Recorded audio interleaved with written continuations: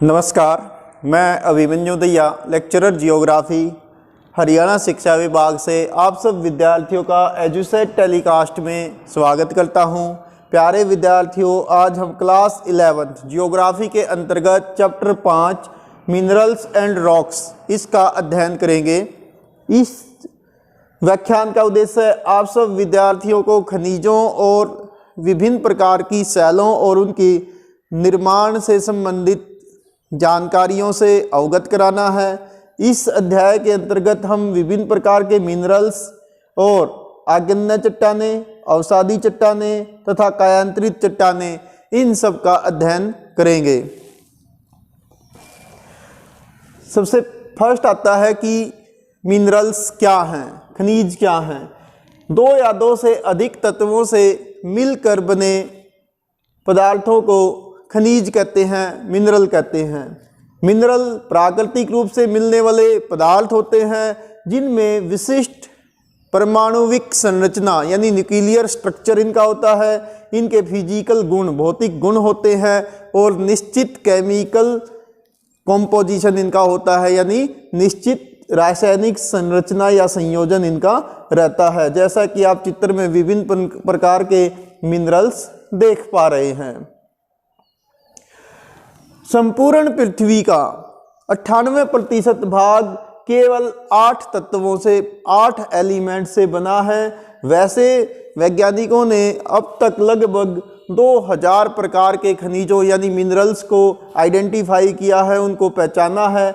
लेकिन ये सारे 2000 प्रकार के खनिज हैं, ये मुख्य रूप से 6 प्रमुख शैल समूहों, रॉक ग्रुप्स में मिलते हैं।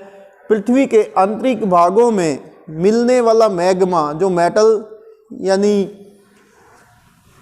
मेटल से ज्वालामुखी के माध्यम से धरातल तक पहुंचता है, गर्म पिघला हुआ रूप चट्टानों का मैग्मा कहलाता है। वही मूल रूप से सभी प्रकार के खनिजों और चट्टानों का मूल स्रोत होता है।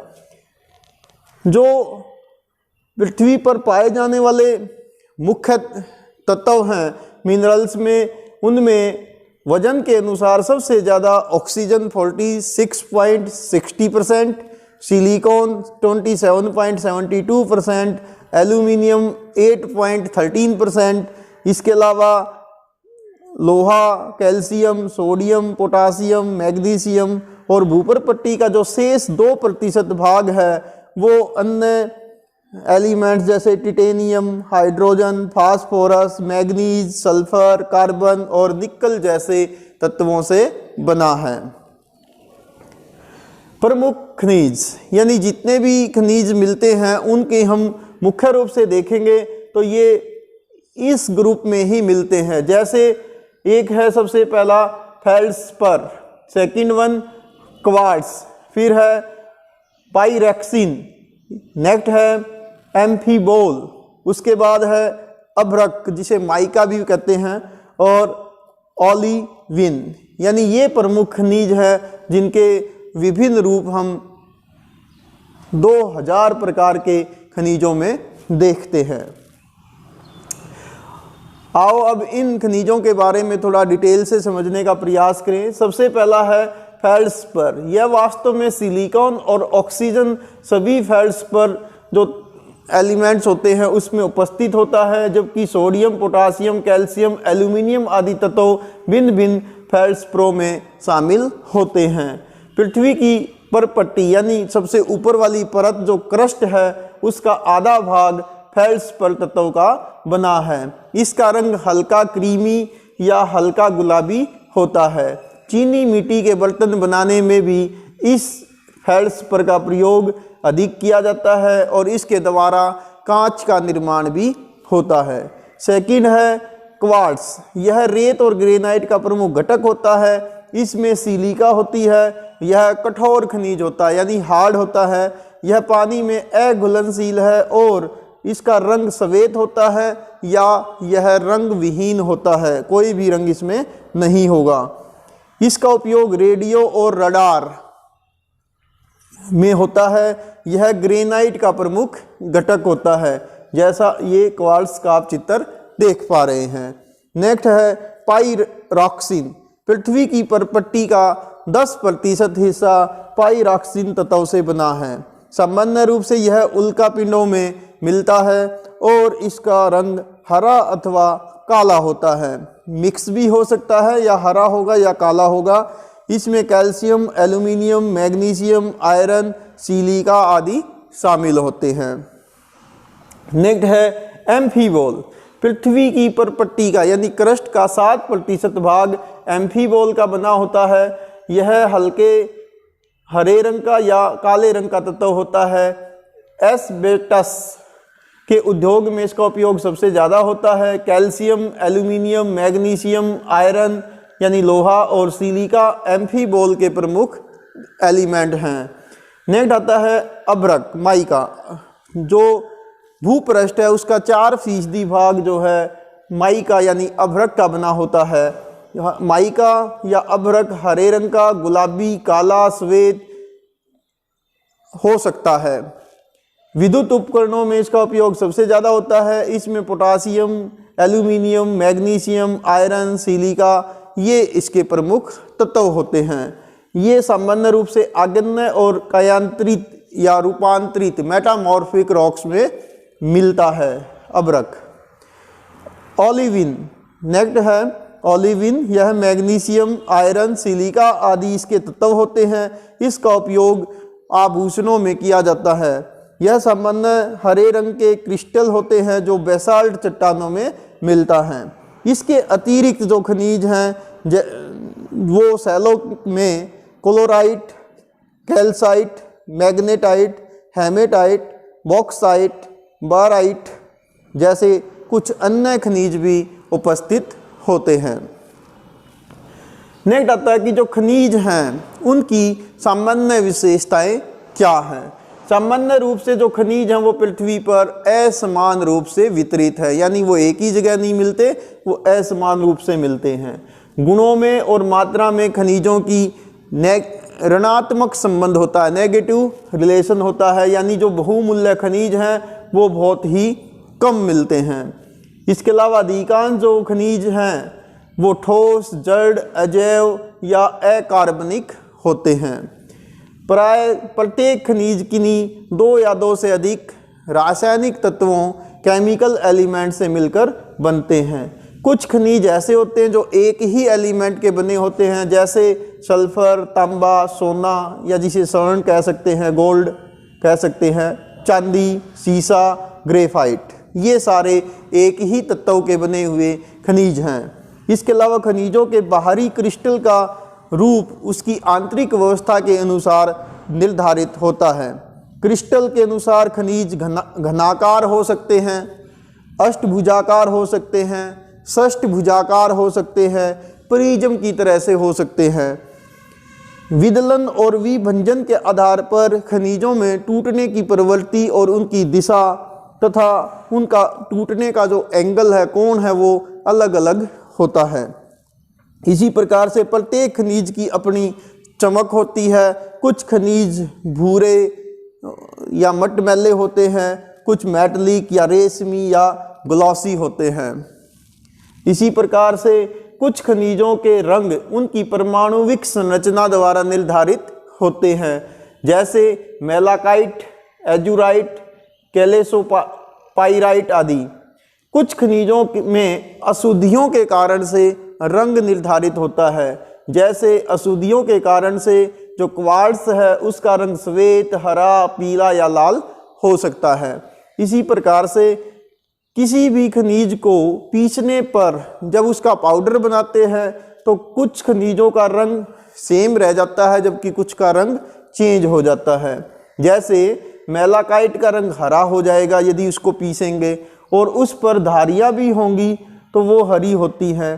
फ्लोराइट का रंग बैंगनी या हरा होता है जबकि इस पर जो धारियाँ होती, लेयर्स होती है, वो श्वेत होती हैं। इसी प्रकार से कुछ खनिज पारदर्शी होते हैं, यानी जिनके अंदर से आर पार दिखाई दे सकता है, यानी उससे जब प्रकाश की किरण गुजरेगी तो वो बिल्कुल सीधी गुजरती है। कुछ अपारदर्शी होते हैं, यानी उसमें प्रकाश की किरण गुजरेगी तो वो आर पार नहीं जा पाएगी। और कुछ पारभासी होते हैं, यानी जिससे प्रकाश की किरण पार तो चली जाएगी लेकिन वो विस्तृत हो जाएगी, यानी उसका रास्ता जो एंगल है वो डाइवर्ट हो जाएगा, उससे आर पार दिखाई तो देगा लेकिन धुंधलापन दिखाई देगा। तो ऐसे पारभासी होते हैं। कुछ खनिज महीन या चिकने होते हैं तो कुछ खुरदरे होते हैं। इसी प्रकार से कुछ खनिज कठोर होते हैं, जैसे हीरा सबसे कठोर खनिज है। इसी प्रकार से कुछ मुलायम होते हैं, जैसे टेल्कम पाउडर, चूना पत्थर, ये मुलायम खनिज हैं। इसी प्रकार से कोयला, पेट्रोलियम और प्राकृतिक गैस जैसे खनिज कार्बनिक पदार्थों के बने होते हैं, जो क्रमशः जैसे कोयला ठोस है, पेट्रोलियम तरल है, प्राकृतिक गैस जो है वो गैस के रूप में पाए जाने वाले प्रमुख खनिज हैं। अब बात करते हैं जो खनिजों के टाइप्स हैं, यानी खनिजों को हम मोटे तौर पर धात्विक और अधात्विक दो रूपों में क्लासीफाई कर सकते हैं। यानी मेटलिक मिनरल, वे मिनरल जिसमें कोई ना कोई धातु होती है, वो मेटलिक मिनरल या धात्विक खनिज कहलाते हैं। इनको आगे जाकर हम 3 उप कैटेगरी में डिवाइड कर सकते हैं, जैसे नंबर 1 बहुमूल्य खनिज यानी प्रीशियस मिनरल्स। वे मिनरल्स जो जमीन पर बहुत ही कम मात्रा में मिलते हैं, इसीलिए वे ज़्यादा बेशकीमती होते हैं, बहुमूल्य होते हैं, जैसे गोल्ड, सिल्वर और प्लैटिनम। इसी प्रकार से लौह खनिज, वे खनिज जिसमें लौह तत्वों की प्रधानता होती है, जैसे आयरन और तीसरे होते हैं अलौह खनिज, जिसके अंदर धातु तो होती है लेकिन लोहा नहीं होता, जैसे तांबा या कॉपर, सीसा, जिंक, टीन, एल्यूमिनियम आदि। ये आप देख भी पा रहे हैं, ये कॉपर है, ये गोल्ड मिलता है ऐसे, ये मैग्नेटाइट है जो लोहे का रूप है, इसके अलावा पाइराइट, ये गोल्ड, सिल्वर और प्लैटिनम। तो इस प्रकार से ये सारे के सारे मेटलिक मिनरल हैं। आगे इनकी हम उप कैटेगरी बना सकते हैं या उसमें डिवाइड कर सकते हैं। नेक्स्ट आता है नॉन मेटलिक मिनरल, अधात्विक खनिज। वे खनिज जिसमें कोई भी धातु नहीं होती है, जैसे गंधक, कोयला, अभ्रक, सैंड स्टोन, जिप्सम, लाइमस्टोन या पेट्रोलियम या कोयला आदि। नेक्स्ट चैप्टर का हमारा पार्ट है सेल या रॉक। रॉक्स जो होती हैं पृथ्वी का सबसे ऊपरी भाग होती हैं, भूपर पट्टी का, ये सेल या चट्टान कहलाती हैं। भूपृष्ठ का निर्माण करने वाले सभी प्राकृतिक पदार्थ चट्टान कहलाती है, सेल कहलाती हैं। सेल जो हैं ग्रेफाइट या ग्रेनाइट की तरह कठोर हो सकती हैं, बालू, चीका और सेल खड़ी की तरह ये सॉफ्ट हो सकती हैं, नरम हो सकती हैं। बजरी और रोड़ी की तरह से ये अस्थायी हो सकती हैं। चूना पत्थर की तरह ये प्रवेशगम्य हो सकती हैं, यानी इसके अंदर पानी आसानी से चला जाएगा। और स्लेट की तरह ये अप्रवेशगम्य हो सकती हैं, यानी जिसके अंदर पानी नहीं सोखेगा। ये ग्रेबो की तरह काले रंग की हो सकती हैं। क्वार्टजाइट की तरह दूधिया हो सकती हैं, यानी वाइट कलर की हो सकती हैं। सेलों में खनिज घटकों का कोई निश्चित संगठन, कोई फिक्स कॉम्पोजिशन नहीं होता। सेलों में सामान्यतः पाए जाने वाले खनिज पदार्थों में फेल्ड्स्पर और क्वार्ट्ज अधिक मिलते हैं। सेल और वहाँ की जो सतलाकृति होती है उसमें गहरा संबंध होता है। सेलों का अध्ययन करने वाले विज्ञान को पेट्रोलॉजी कहा जाता है, जिसके अंतर्गत जो पेट्रोलॉजिस्ट हैं वो विभिन्न प्रकार की रॉक्स के स्वरूपों का, उसके अंदर खनिजों की संरचना का, चट्टानों की बनावट का, उसके गठन का, उसके सोर्स का और प्राप्ति के स्थान, उनके अंदर जो चेंज होते हैं उनका, तथा दूसरी सेलों के साथ उनका क्या संबंध है, इन सब एलिमेंट्स का अध्ययन करते हैं। पेट्रोलॉजी के अंतर्गत जो पेट्रोशास्त्री हैं, पेट्रोलॉजिस्ट हैं। तो ये सभी प्रकार की जो 3 मुख्य रॉक्स होती हैं, primary rocks, secondary rocks and metamorphic rocks, तो इन सब का अध्ययन करते हैं। जैसे कि आप यहाँ चित्र में देख पा रहे हैं कि पेट्रोलॉजिस्ट किस प्रकार से चट्टानों का विश्लेषण कर रहे हैं। नेक्स्ट आता है रॉक्स के प्रमुख प्रकार। मुख्य रूप से सेलें तीन प्रकार की होती हैं। फर्स्ट वन है इग्नियस रॉक्स यानी प्राथमिक चट्टानें, जिन्हें आग्नेय चट्टानें भी कहते हैं। सेकंड वन होती हैं सेडिमेंट्री रॉक्स या द्वितीयक सेलें, या इनका नाम होता है अवसादी चट्टानें जो सिल्ट के जमाव से बनती हैं। थर्ड वन होती हैं मेटामॉर्फिक रॉक, रूपांतरित या कायांतरित चट्टानें, तृतीयक सेलें भी इनको कहते हैं। यहाँ पर आप कुछ सेलों के उदाहरण देख रहे हैं, जैसे इग्नियस रॉक्स में ग्रेनाइट, इसके अलावा और स्कोरिया, सेडिमेंट्री में सैंडस्टोन, लाइमस्टोन, जिप्सम, मेटामॉर्फिक में मार्बल, स्लेट, इसके अलावा क्वार्ट्जाइट आदि। ये इस अनेक प्रकार की सेलों के कुछ उदाहरण हैं। सब अध्ययन करते हैं हम सबसे पहले निर्माण होने वाली सेलें इग्नियस रॉक्स का, प्राथमिक चट्टानों का। आग्नेय चट्टानों को इंग्लिश भाषा में इग्नियस रॉक्स कहते हैं और इग्नियस शब्द लैटिन भाषा के शब्द से लिया गया है जिसका अर्थ होता है अग्नि, फायर। यानी आग्नेय सेलों का निर्माण ज्वालामुखी से जो मैग्मा बाहर निकलता है और वो लावा के रूप में फैल जाता है, उसके ठंडा होने से आग्नेय चट्टानों का निर्माण होता है। यह निर्माण भूपरपट्टी के ऊपर भी और अंतर्वेदी चट्टानों के रूप में भी हो सकता है। ये सबसे पहले बनती हैं, इसीलिए इनको प्राइमरी रॉक्स कहा जाता है, प्राथमिक सेलें कहते हैं। जैसे ग्रेनाइट, ग्रेबो, पेगमेटाइट, बेसाल्ट, ब्रेसिया, टफ, ये अनेक प्रकार की आग्नेय सेलें हैं। जैसा आप यहाँ पर बेसाल्ट का एग्जाम्पल देख पा रहे हैं। स्थिति के अनुसार इग्नियस रॉक्स को हम दो सब कैटेगरी में डिवाइड कर सकते हैं। एक होती है अंतर्वेदी आग्नेय चट्टानें, यानी जब गर्म मैग्मा ज्वालामुखी के रूप में बाहर ना निकलकर धरातल के अंदर ही परपट्टी के नीचे ही सतहों में जम जाए, जिसे अंतर्वेदी आग्नेय चट्टानें कहते हैं। ये भी दो प्रकार की हो सकती हैं। एक होती हैं पातालीय सेलें, यानी जब आग्नेय सेलों का निर्माण बहुत अधिक गहराई पर मैग्मे के जम जाने से होता है।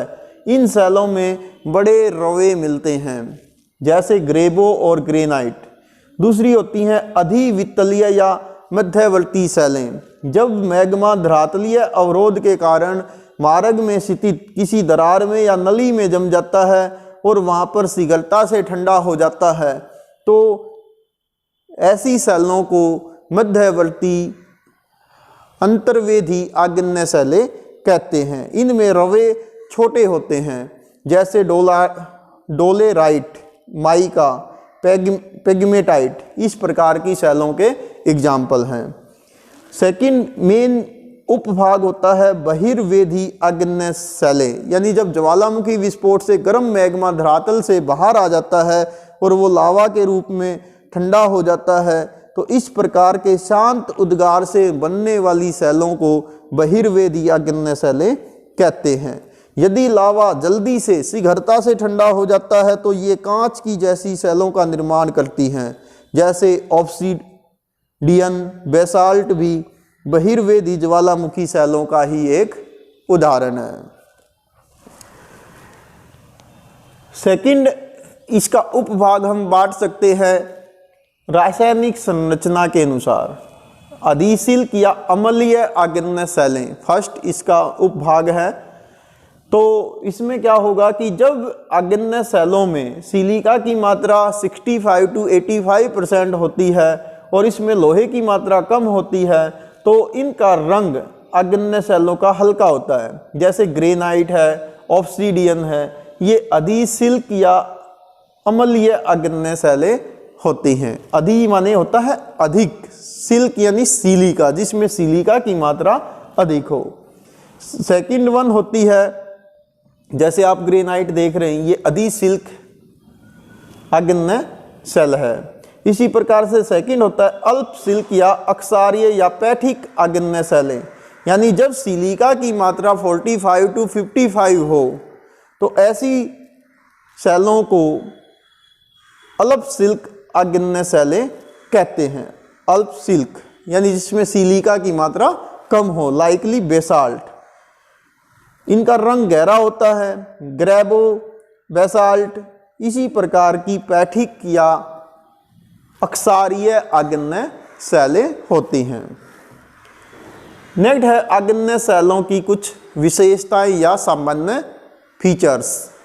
आग्नेय शैलों में सबसे पहली बात आती है कि इसमें कोई भी लेयर नहीं होती, परत नहीं होती। सेकेंडली ये कठोर, ठोस और कॉम्पैक्ट होती हैं, सहत होती हैं। तीसरा, इनमें कोई भी रंध्र नहीं होता, सुराख नहीं होगा, होल नहीं होगा, अतः जल और अन्य तरल पदार्थ इसमें प्रवेश नहीं कर पाएंगे। इसमें रवे होते हैं, यानी ये रवेदार होती हैं, और इसमें जीवाश्म, जीव जंतुओं के गले सड़े अंश नहीं होते, क्योंकि वो गर्म मैग्मा के कारण जलकर भस्म हो जाते हैं। इन शैलों का अपक्षय यानी वेदरिंग, अप यानी स्वयं, अक्षय मीन्स हरास, वो बड़ा देर से होता है, क्योंकि ये कॉम्पैक्ट होती हैं, हार्ड होती हैं, बहुत कम होता है अपक्षय इनका। इन शैलों में अनेक प्रकार के खनिज पाए जाते हैं। सिलिका की मात्रा के अनुसार इनका रंग अलग होता है। जैसे जब सिलिका की मात्रा कम होगी तो इन चट्टानों का रंग गहरा होगा, और सिलिका की मात्रा अधिक होगी तो इनका रंग हल्का होगा। इसी प्रकार से इनमें मिलने वाली चट्टानें ग्रेनाइट, बेसाल्ट, जो सड़क निर्माण में और भवन निर्माण में काम आती हैं, लोहा, निकल, तांबा, क्रोमाइट, मैग्नीज, सोना, चांदी, हीरे, प्लेटिनम, ये सब इग्नियस रॉक्स में मिलते हैं। आग्नेय चट्टानों से ही ज्वालामुखी उद्गार से निकलने वाले मैग्मा और लावा के ठंडा होने से काली मिट्टी का निर्माण होता है। जैसा कि भारत में मध्य प्रदेश, महाराष्ट्र और गुजरात में आज से लगभग 6 करोड़ वर्ष पहले जब ज्वालामुखी उद्गार हुए तो उनसे इस प्रकार की काली मिट्टी का निर्माण वहाँ पर हुआ है, जिसे रेगड सॉइल या कॉटन सॉइल भी कहते हैं, क्योंकि उसमें कॉटन सबसे ज़्यादा होती है। इन शैलों में गर्म जल के स्रोत मिलते हैं, गर्म चश्मे निकलते हैं कहीं कहीं पर। नेक्स्ट आता है अवसादी चट्टानें या द्वितीयक शैल, जिसे सेडिमेंट्री रॉक्स भी कहते हैं। इन शैलों की उत्पत्ति आग्नेय शैलों के धीरे धीरे लंबे समय के बाद अपक्षय और अपलटन के कारण से होती है। अपलटनकारी तत्व और अपक्षय से निर्मित जो आग्नेय चट्टानों का मलबा है, अवसाद है, सिल्ट है, वो किसी दूसरे स्थान पर नदी, हिमनदी, वर्षा के जल या वायु के द्वारा उड़ाकर ले जाया जाता है और उसको डिपॉजिट कर दिया जाता है, तो इससे सेडिमेंट्री रॉक्स का निर्माण होता है। सेडिमेंट मीन्स अवसाद, यानी इस शब्द की उत्पत्ति सेडिमेंट्स जो है वो लैटिन भाषा से लिया गया, जिसका मतलब होता है व्यवस्थित होना, यानी परत के ऊपर परत का व्यवस्थित होना। अपलटन अपक्षय की क्रिया से सेल छोटे छोटे टुकड़ों में टूट जाती है, जिसे हम सेडिमेंट या सिल्ट कहते हैं या अवसाद कहते हैं। अनाच्छादन के तत्व जो नदी, हिमनदी, वायु, बरसात का जल, इन कणों को एक स्थान से दूसरे स्थान पर या तो बहा ले जाता है या उड़ा ले जाते हैं, तो जिससे ये अवसाद जो है परतों के रूप में डिपॉजिट हो जाता है। जहाँ पानी की स्पीड कम होगी या हवा की स्पीड कम होगी तो वहाँ पर ये जमा हो जाएगा। जल के द्वारा बहकर आएगा तो इसे हम जलोढ़ कहेंगे, हिम के द्वारा बहकर आएगा तो इसे हिमोड कहेंगे, वायु के द्वारा बहकर आएगा तो वायोड कहेंगे, यानी है सिल्ट ही, अवसाद है। सघनता के द्वारा ये जो सिंचित या डिपॉजिट पदार्थ है वो शैलों में चेंज हो जाते हैं, बन जाते हैं, बदल जाते हैं, जिसे शैली भवन लिटिफिकेशन कहा जाता है। वास्तव में जो सेडिमेंट्री रॉक्स हैं इनको पृथ्वी के इतिहास के पृष्ठ माना जाता है और जीवावशेष इसके अक्सर होते हैं, यानी rocks are the pages of earth history and fossils are the writing on it, ऐसा कहा जाता है, वैज्ञानिक ऐसा महसूस करते हैं, मानते हैं। अब बात आती है कि जो सेडिमेंट्री रॉक्स हैं इनके कितने उपभाग हो सकते हैं। तो संरचना के अनुसार अवसादी शैलों को हम निर्जीव अवसादी शैलों और जैव अवसादी शैलों में वर्गीकृत कर सकते हैं। सबसे पहले बात आती है निर्जीव अवसादी शैल, यानी अनाच्छादन या अपलटनकारी तत्वों के द्वारा टूटने फूटने से जब चट्टानों के अवसाद को दूर कहीं ले जाकर डिपॉजिट कर दिया जाता है तो इससे जो सेलें बनती हैं उन्हें निर्जीव अवसादी सेल कहते हैं। ये निर्माण विधि यानी उसके आधार पर हम इसको दो भागों में सब कैटेगराइज कर सकते हैं। जैसे यांत्रिक विधि से बनी अवसादी सेलें, इसमें सबसे पहले आती है बालू प्रधान अवसादी सेल, यानी वे सेलें जिनका निर्माण बालू के कणों में दबाव के कारण होता है। ये खुरदरी और सैरंध्र होती हैं जिसमें होल्स होते हैं, जैसे बलुआ पत्थर ब्रेसिया। दूसरी होती है चीका प्रधान, जिसमें चिकनापन अधिक होता है, जैसे दलदल या चिकनी मिट्टी के महीन कणों के संपीड़न दबाव से बनी हुई चट्टानें, जैसे चिकनी या एरंधर भारी कठोर होती हैं जिसमें सेल या चीका होती है, यानी इसमें होल्स नहीं होते। नेक्स्ट आता है रासायनिक विधि से बनी अवसादी सेलें।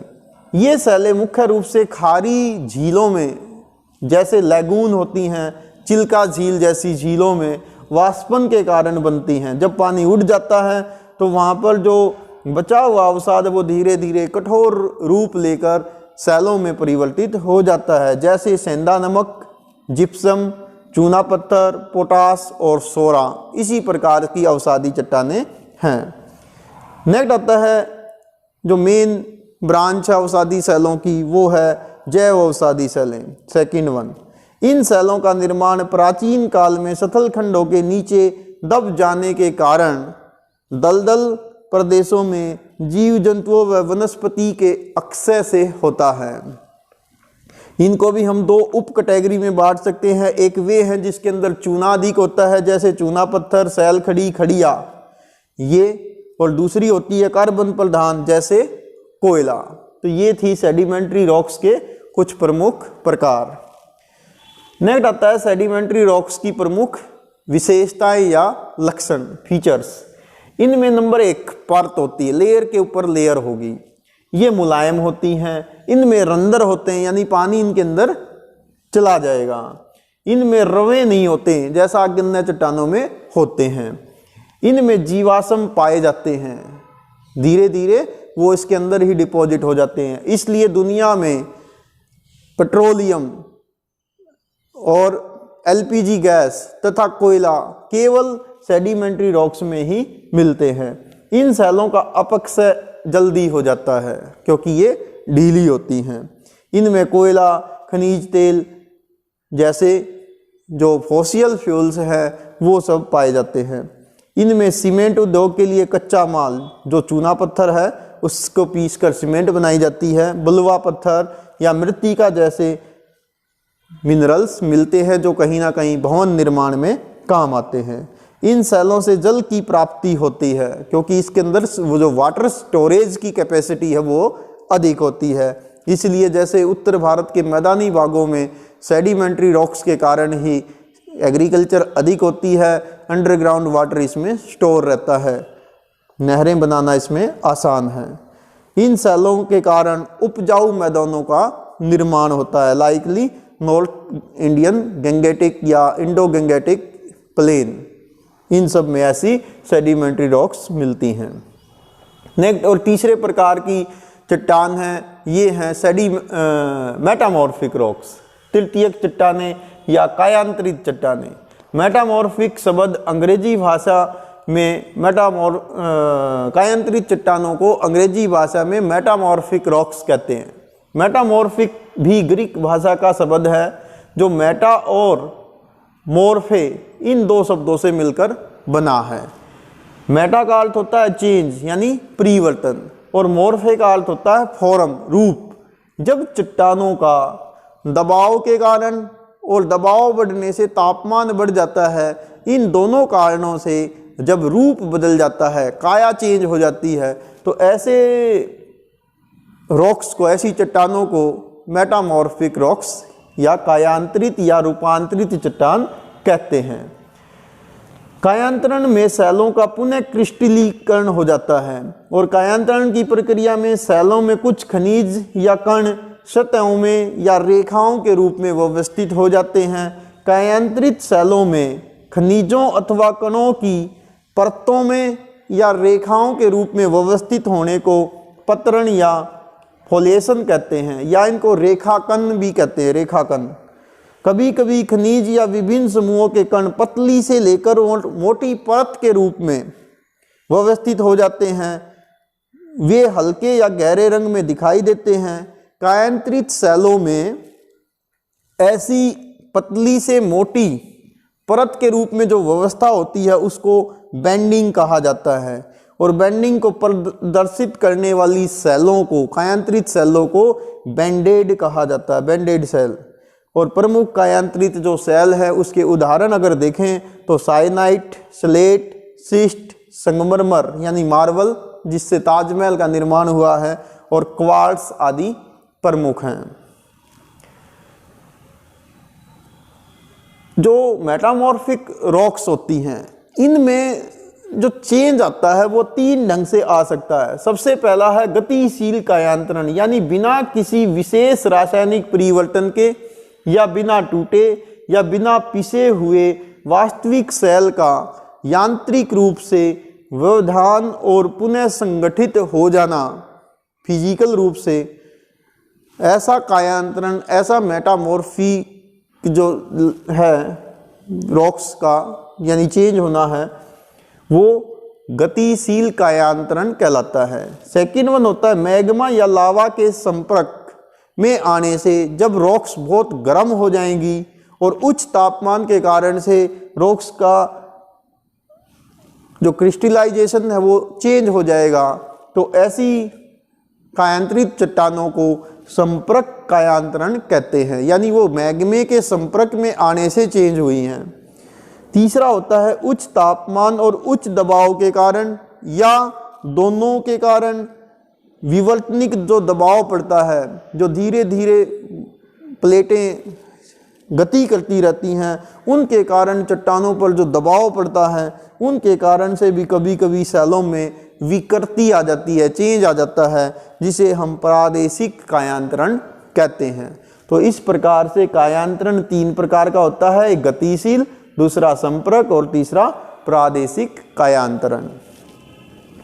नेक्स्ट टॉपिक आता है हमारा रॉक साइकिल, यानी चट्टानों में सबसे पहले चट्टान बनती हैं आग्नेय चट्टानें, धीरे धीरे समय के साथ साथ वो अपरदित हो जाती हैं, उनका अपक्षय हो जाता है, तो वो सिल्ट जो है नदी, हिमनदी आदि के द्वारा डिपॉजिट कर दिया जाता है, जिसे सेडिमेंट्री रॉक्स बनती हैं। और धीरे धीरे सेडिमेंट्री रॉक्स भी बहुत अधिक गहराई में दब जाती हैं और ताप व दाब के कारण वे पुनः पृथ्वी की अंदर गहराइयों में पहुंच जाती हैं, और गर्म मैग्मे या लावा के संपर्क में आने से वो कायांतरित चट्टानें फिर चेंज हो जाती हैं और वो मैग्मा का रूप धारण करके हजारों, लाखों, करोड़ों सालों में दोबारा से आग्नेय चट्टानों का रूप धारण कर लेती हैं। तो इस प्रकार से जो रॉक साइकिल है वो कंप्लीट होता है, यानी पहले इग्नियस रॉक्स, फिर ये टूटेंगी सेडिमेंट्स में, फिर सेडिमेंट्री रॉक्स बनेंगी, जब दबाव पड़ेगा तो ये मेटामॉर्फिक्स बन जाएंगी, और बहुत गहराई पर ये दोबारा से मैग्मे के रूप में कन्वर्ट हो जाएंगी, और वोल्केनो के द्वारा ये फिर कभी बाहर या अंतर्वेदी आग्नेय चट्टानों का रूप धारण करके दोबारा फिर इग्नियस रॉक्स बन जाएंगी। लेकिन ऐसा होने में हजारों, लाखों, करोड़ों साल लग जाते हैं। अब इस व्याख्यान या इस चैप्टर से संबंधित आपके साथ कुछ very short answer types question साझा करते हैं। सबसे पहला है कि पृथ्वी की संपूर्ण प्रॉपर्टी का कौन सा पदार्थ सर्वाधिक मात्रा में मिलता है? That is oxygen, 46.60%। नेक्स्ट है पृथ्वी के संपूर्ण प्रॉपर्टी का दूसरा सर्वाधिक मात्रा में मिलने वाला पदार्थ कौन सा है? वो है सिलिकॉन। ऐसी होती है सिलिकॉन रॉक्स जो 27.72% है। तीसरा है प्रॉपर्टी पर पाए जाने वाले खनिजों में सिलिकेट की मात्रा कितनी होती है? ये होती है 87%। और सिलिकेट के कुछ उदाहरण हैं जैसे फेल्ड्सपर, ओल्विन, क्वार्ट्ज, इसके अलावा पायरेक्सिन और अभ्रक या माइका। नेक्स्ट आता है पेंसिल बनाने, धातु गलाने, परमाणु ऊर्जा संयंत्रों के निर्माण और बिलियर्ड्स की मेज बनाने में कौन सी चट्टानों का प्रयोग किया जाता है? तो वो है ग्रेफाइट। जैसा कि आप पेंसिल में देखते हैं कि ये जो हिस्सा होता है ये ग्रेफाइट होता है, बहुत ही चिकना स्मूथ पदार्थ ये होता है, हार्ड भी होता है और चिकना भी होता है। नेक्स्ट आता है पवन द्वारा कौन सी महत्वपूर्ण अवसादी चट्टानें बनती हैं? इसके द्वारा बनेंगे लोयस प्रदेश यानी सेडिमेंट्री, जो बहुत बारीक रेत को दूर कहीं डिपॉजिट कर देती है, वायु अपने साथ उड़ा ले जाती है, और जहां वायु की गति धीमी होगी। लोयस प्रदेश मुख्य रूप से चीन में मिलता है, उत्तरी चीन में। नेक्स्ट आता है आगरा का किला, दिल्ली का लाल किला, फतेहपुर सिकरी का बुलंद दरवाजा आदि किस प्रकार की चट्टानों से बने हैं? ये हैं बुलवा पत्थर से। ऐसा होता है बुलवा पत्थर, और ये आप देख रहे हैं दिल्ली में भी है लाल किला, रेड फोर्ट, और आगरा में भी रेड फोर्ट है। ये दोनों बुलवा पत्थर से बने हैं। और ये है फतेहपुर सिकरी, जो आगरा से 40 किलोमीटर दक्षिण पश्चिम दिशा में है, जहाँ दुनिया का सबसे ऊंचा दरवाज़ा बुलंद दरवाज़ा बना है। ये सारी की सारी जो मोनूमेंट्स हैं, बिल्डिंग्स हैं, ऐतिहासिक बिल्डिंग्स हैं, भारत की ऐतिहासिक धरोहर हैं, ये सब बुलवा पत्थर के द्वारा बनाई गई हैं। नेक्स्ट, इस व्याख्यान से संबंधित कुछ मल्टीपल चॉइस क्वेश्चंस आपके साथ शेयर करते हैं। पहला क्वेश्चन है निम्नलिखित में से कौन सा या ग्रेनाइट के प्रमुख घटक हैं? ग्रेनाइट के दो घटक इनमें से कौन से हैं? लौह और निकिल, सिलिका और एल्यूमिनियम, लौह और चांदी, लौह ऑक्साइड और पोटासियम। तो ए बी सी डी आप देख रहे हैं, तो इनमें से कौन सा ग्रेनाइट के प्रमुख घटक है? तो प्रमुख है सिलिका और एल्यूमिनियम। सिलिका 72% के आसपास मिलती है और एल्यूमिनियम इसमें लगभग 14 to 15% मिलता है। नेक्स्ट आता है निम्नलिखित में से कौन सा कायांतरित सेलों का लक्षण है, यानी प्रमुख फीचर है? परिवर्तनीय, क्रिस्टलीय, शांत और पतरण। तो सबसे मेन लक्षण क्या है, मेन फीचर्स क्या है मेटामॉर्फिक रॉक्स का? दैट इज चेंजेबल, चेंज हो जाती है ये। नेक्स्ट है निम्नलिखित में से कौन सा एकमात्र तत्व वाला खनिज नहीं है? स्वर्ण, माइका, चांदी, ग्रेफाइट। इनमें से जो एक एलिमेंट का नहीं बना है दैट इज माइका, यानी अभ्रक जो है वो एक एलिमेंट का नहीं है, वो दो या दो से अधिक एलिमेंट्स का बना है। बाकी का गोल्ड और सिल्वर और ग्रेफाइट ये एक ही एलिमेंट से बनते हैं। देन आता है निम्नलिखित में से कौन सा कठोरतम खनिज है? टोपाज, क्वार्ट्ज, हीरा, फेल्डस्पर। तो सबसे हार्डेस्ट कौन सा है? दैट इज डायमंड, हीरा। नेक्स्ट निम्नलिखित में से कौन सी अवसादी सेल नहीं है? टाइलाइट, ब्रेसिया, बोरेक्स और संगमरमर। तो कौन सी नहीं है? दैट इज संगमरमर नहीं है। ये मेटामॉर्फिक रॉक्स है, मार्बल जिसे कहते हैं। तो ये था आपका खनिज और सेलों से संबंधित प्रमुख chapter. Thanks, have a nice day.